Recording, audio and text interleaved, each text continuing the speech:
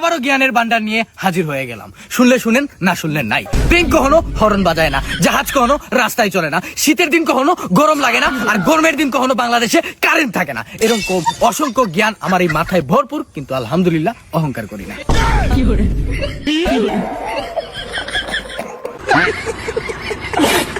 হক মাওলা দে কিছু দান কর। এলেন।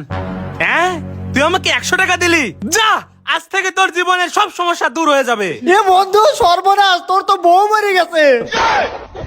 বাবা আপনাকে অনেক ধন্যবাদ আমার সমস্যা দূর করার জন্য। শালার বউ মারি সব সমস্যা দূর করে ফেলাইলাম। I love you. I love you too. Sorry, এটা মজা ছিল। তা আমি তো তোমাকে সত্যি সত্যি ভালোবাসি। সত্যি I love you too. Sorry, এটা প্রতিশোধ ছিল।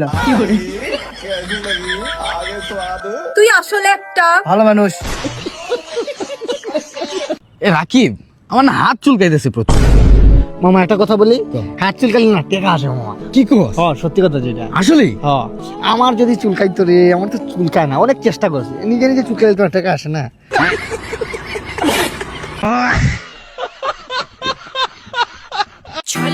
জান, তোমার কেমন মেয়ে পছন্দ? পরিষ্কার মনালা না টেকালা? আরে টাকা পয়সা তো আসবি যাবি, আমার পরিষ্কার মন আলা দরকার, তাও মন হতে হবে বড় বড়।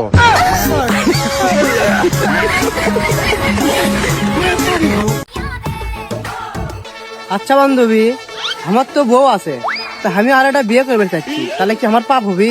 আরে না, পাপ কে হবি? ছেলে করে 4 বিয়ে করা ফরজ। তা তুই কাক বিয়ে করবে চাচ্ছু? তুই কি